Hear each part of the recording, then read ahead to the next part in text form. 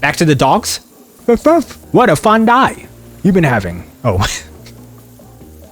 I can't read, bro. What up, it's Rich here, and we are back. Hooked on you, Debra. Back again. Now that Wraiths versus Spirit thing is all...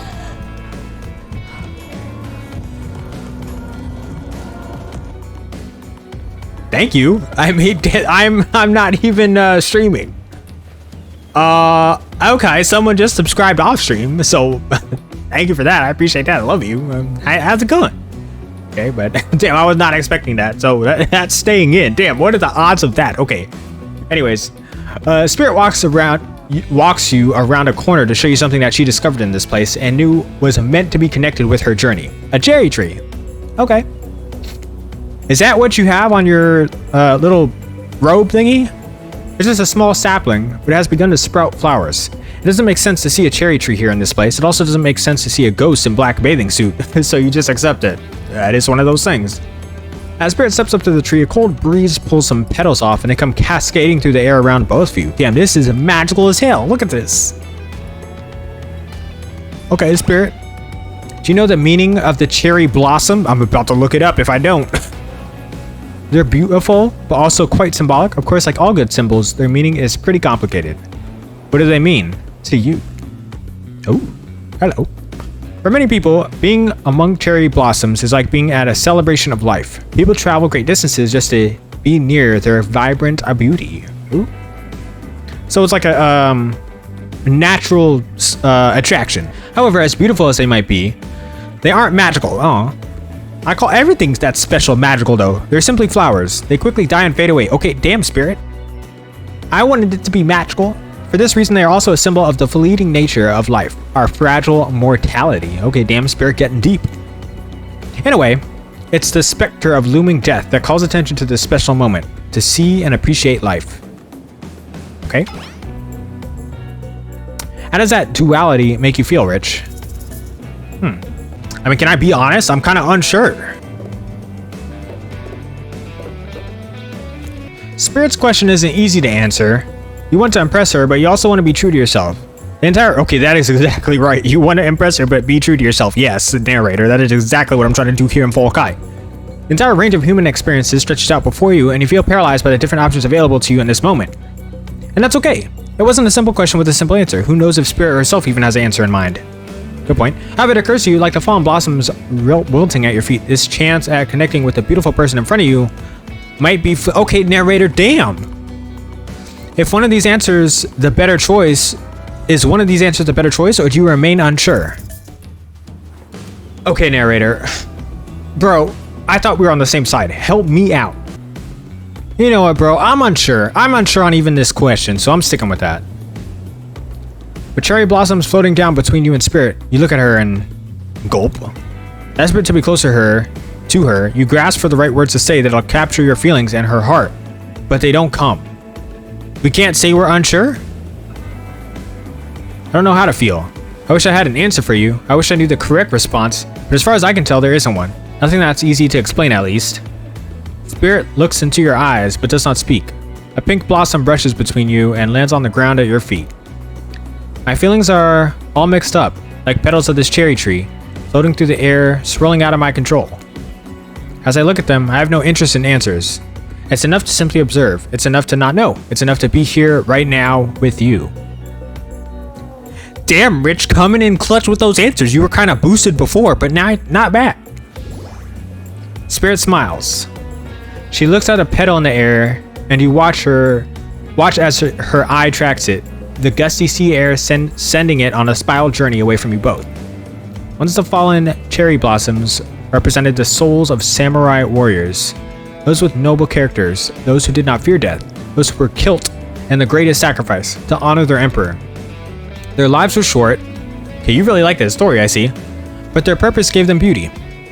Those warriors saw death coming, but they never despaired. They stood and faced it. They held their swords and struck down their fear.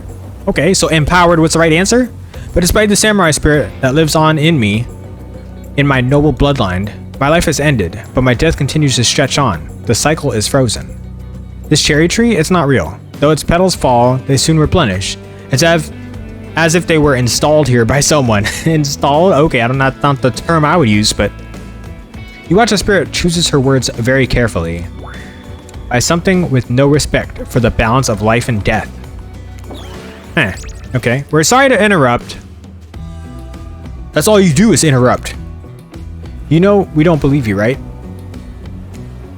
Yep. But this time we've really got a good reason. And it has nothing to do with us being manipulated by an unseen force, because that's definitely not happening. Nobody accused you of that, but okay. We're just here to tell you that it's time for dinner, silly. Get it while it's hot. Okay, I guess it's time to go or whatever. Thanks for spending some time with me today. I enjoyed it. Me too, Spirit. I enjoyed our little romance here, even though we got interrupted twice. But I appreciate that. Me too. Okay, damn. Okay, I think we're making progress. Oh. Back to the dogs? What a fun day you've been having. Oh. I can't read, bro. I can see it written all over your face. You're shining. Ooh. And that's not just the remaining anxious sweat from spending an afternoon courting a psycho kilter. No, no, no. You are really feeling this whole romantic experience. Don't worry. I'll keep your dirty little secrets. Okay, what dirty little secret do I have? Nothing's going on. But enough gentle ribbing. It's time to get back to business. All the appetizing singles have arrived for dinner, including the stripper kilter. Wraith is here too. We're not going to do the gag where we cram all of them on screen at the same time again, so just believe me, they're all hither. And they're just as sexy and demented as you remember them.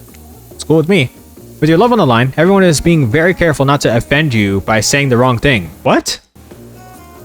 Why did they want to love me? Trapper literally said like 8 times he's going to kill me in Forkai. Wraith probably hates me. Huntress doesn't really care. I think she was upset with me about something. And the stripper kilter just keeps flirting with me, and I already told him like, yeah, whatever, bro. Congrats, by the way, on getting this far. I'm as surprised as you are that these 4 are falling for you. No, not because of your personality, but because you just met them yesterday. I mean, that kind of is a thing. When you're the new person, people just tend to like you. Ever since Trapper seems like the biggest long shot to end up holding onto your heart. He throws caution to the wind and speaks up. I don't care. It's a small consolation prize for being the least loved kilter on Murder's Island. But hey, letting them have this one moment in the spotlight is the least we can do, and heaven knows they won't do any better than that. Sure, guy. If I'm dining solo, I'm eating what I want, and you're all eating it too. Lamb shank. Rare. Salt, pepper, no sauces allowed, and serve it with one single piece of broccoli so Wraith won't complain. And it's not that bad. It could be worse. It could be a lot worse compared to what you guys just ate, like, what, yesterday? Ate a human? Okay, lamb. Rare. Okay, I would make it medium rare, but I'll take that. Salt and pepper, so it's even seasoned. Okay, no sauces allowed. That's fine. Single piece of broccoli. Can it be steamed? And even if so, I'll take it. I actually like that. I like broccoli. Okay, that gives me horrible gas. Okay. Oh, I don't like that. But wait till you smell what rare lamb does to my bowels. It's awesome. Okay, sir. Wow. Dinner will be served shortly, but certain power brokers would like to know about your day. Would you like to power brokers? The hell is that? Would you like to share your day with the rest of the group? Sure. You've had an interesting day, that's for sure, but how will you describe it to the others? Say too much or too little, and it could affect your standing with the group. Okay, huh. Okay, but just don't sit there saying nothing. Nothing is not an option. Be coy, gush about your date? I don't like any of these answers. Oh, these option things never go good. Okay, be coy is like being sly about it, right? Which is like being devious. Oh, that could be like seen as flexing though. Let me see. Okay, we're gonna go with the coy option. Please be right. Okay, now I'm nervous. It wasn't really a date. More like 2 people avoiding everyone else and choosing to be alone, but doing it in a relatively close proximity to each other. Okay. Okay. Bro, I feel like this is... Yo, man. I'm trying to impress Spirit so much. But that's the thing, in real life, if you try to impress the girl too much, you actually end up messing up. So it gets kind of difficult. That's exactly right. Couldn't have not said anything of better value myself. Okay, I reworded that, but Spirit is clearly happy with the way you portrayed your date. No surprise. She doesn't like people getting into her business. That's what I thought. Dwight and Claud bring out dinner. Everyone eats in silence. No one trusts anyone now, and they are all very tired. Oh wait, no sorry. That's a dreary supernatural horror thriller set in Antarctica, not a charming parody dating sim set in an undisclosed tropical paradise. Narrator, you are killing me, bro. So many, like, over-needed words.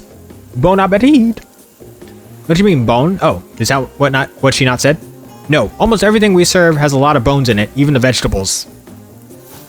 What? Impossible to avoid on this island. Okay, sure. Everyone eats without speaking. Tensions are rising, both of the sexual and deadly variety. Oh. When everyone finishes, Dwight and Claud come back to clean up the table. They linger around you as they pick up your plate, take your napkin, damn, nice as hell, and dust crumbs off the table. Thank you, guys. I appreciate that. Finally doing something nice. Okay. What would you like to say to the servants? Damn, they're servants? Thank them. Your top-notch service is much appreciated. Everyone, if you would please be so kind as to follow us to the fire pit, we'd greatly appreciate it. We've been told something big is going to happen, something that will change everything. Okay. You can go willingly, or you can go unwillingly. You have no choice. Tough cookies. Did you have a choice on how you said that, dweeb? Yes, and I immediately regret how I did. Good, something needs to change around here. Fire is rebirth. Fire illuminates the soul. Ooh. Okay, spirit, or not spirit, Huntress, why? Why do you always flex that? I hope the fire isn't too smoky. Smoke hurts my eyes. I have pretty sensitive eyes. I'm also horribly afraid of it. The fire, I mean. Not my eyes, because of my childhood drama. Trauma. Involving fire. Jeez, I cannot read. And finally, everyone starts moving towards the fire pit, if only to get away from Wraith's complaining. Okay. Okay, this is sounding pretty magical. You take a seat on a comfortable log, feeling the fire's heat against your skin, and wait for other killers to take their places, wondering who will want to tell a story this time. Will narrator tell a story? I bet they got a stunningly creative mind. Hey, you think? Are they allowed to simply place thoughts in my mind like this? Doesn't seem fair. I don't want to hear the narrator at all. This man talks way too much. Everyone makes their way in, but something unexpected happens. Nothing. Nothing happens. Something almost always seems to be happening here, so nothing is probably not a great sign. Okay, damn, why y'all looking at me like that? Oh, cool, and now everyone is looking at you. So, you know, do something. Should I pick someone to tell a story?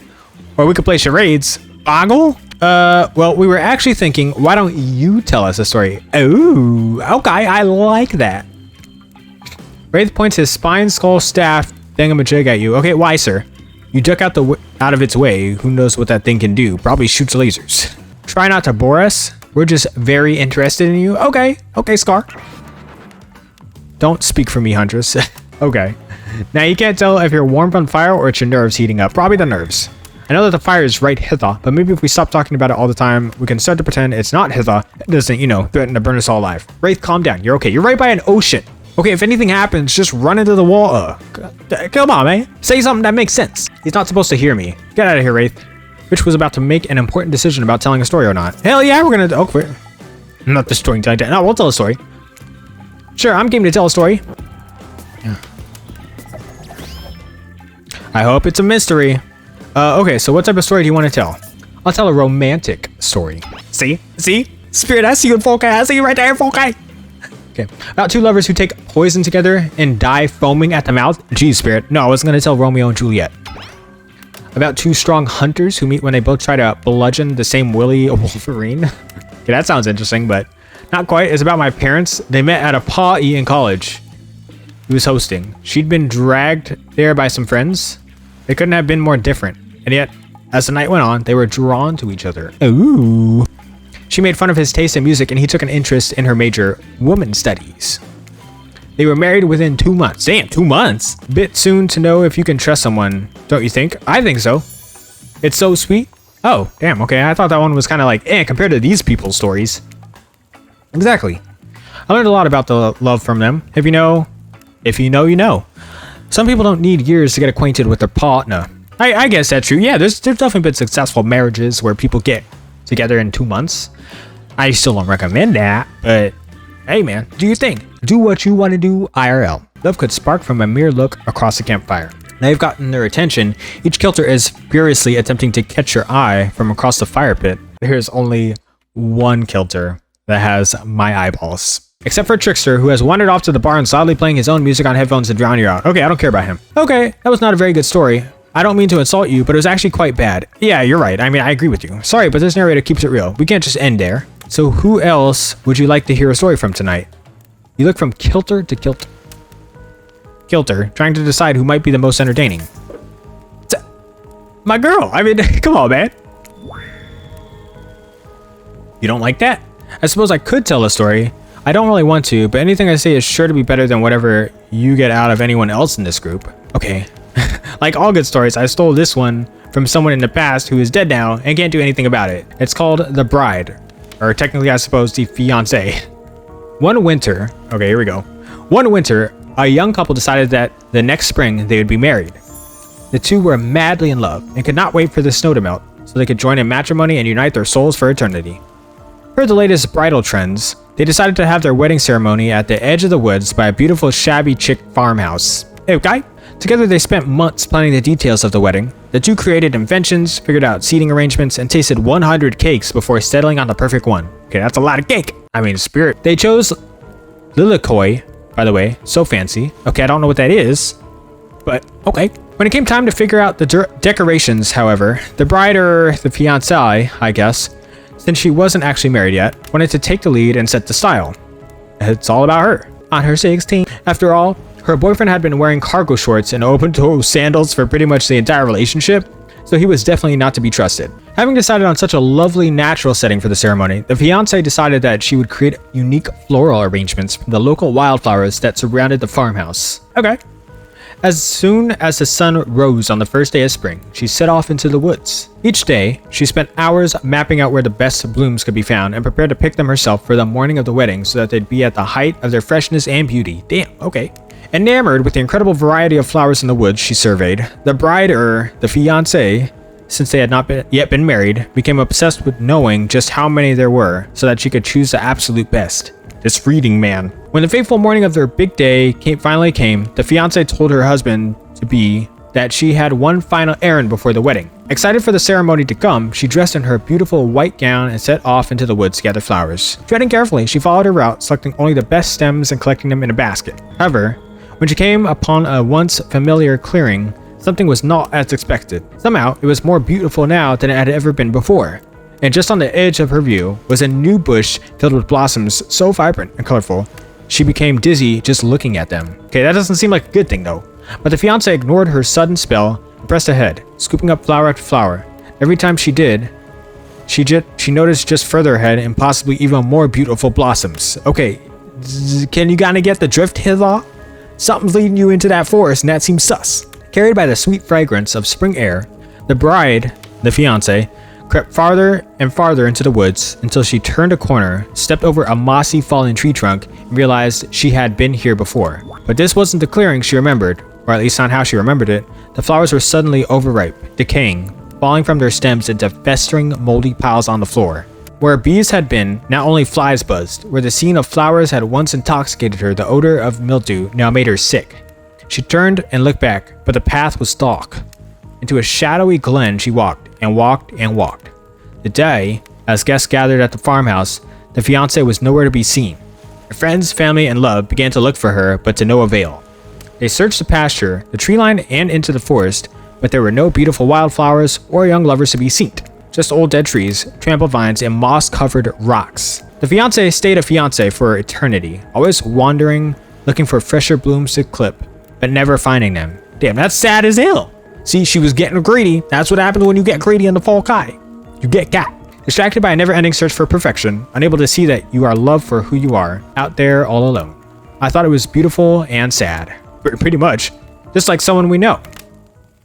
How was story time? A lot of people like to take pot shots at sequels, but I think every good story deserves a follow-up. When you think it's the end, the sequel is almost never as rewarding as the original. That's why I'm much more of a fan of the episodic style of storytelling. So you mean series? Huh. You know, that actually is a good point in Full Kai, because you know how people watch series now and not so much movies? So is that just because the sequels of movies were just so trash that people really couldn't get hooked, so then they ended up going with series instead? That's kind of damn. Alright. Knowing as the series takes a lot of pressure off of any individual installment and builds a greater sense of community between audience and creator. Tell me, Rich, if you could delete any sequel from existence, what would it be? Don't answer that, we don't actually care. Okay, why'd you ask then? We're just here to make sure that we seamlessly move on to the next segment of the evening. God forbid my small talk get in the way of a romantic twilight moment. Okay? Dwight, I'm gonna need you to shut your yap trap. You know that we need to get back to that thing we do whenever we're not on screen. Okay. You have fun tonight and try not to wink. Wait, can I do a wink? Okay, I think I can do it with this eye. Okay, that works. Why'd you say the words wink out loud? And what kind of double entendre are you getting at with the end up dead thing? Dwight is physically incapable of winking, not since the accident. And you do know that all of these people are despicable criminals with double-digit kill counts, right? Well, except for Spirit, she really doesn't belong here. She's strictly a victim, not a perpetrator. No wonder she's pissed. Okay, did I hear somebody trash-talking Spirit? Deal me. Okay, that's messed up. Yo, I'll protect her. What do you say we take this talk to the hot tub so I can soak this bod while I roast that ghost with some kilter hot takes? I'm all down for hot tub, but not with you, sir. Please, enough of the burns. Things that are lit or getting blazed. It's enough that these activities have to be set to a literal fire. Must I be surrounded by figurative flames as well? What if we turned and ran as far away from this place as we could, just you and me? On those spindly legs, you'd probably be tired before you got too far. If it's running away to someplace more secluded, Rich after, they should obviously join me. Have you seen these legs? Pure power. Okay, I mean, you got a point there. I mean, because Hunters, you're over there looking thick. Not that my walk speed really reflects my giant stature, but that's because I choose to move slowly for stealthy reasons. It's my own choice, and it's completely logical. Okay, sure. Why is everyone so obsessed with comparing themselves to each other and creating drama? I'm so over all of that.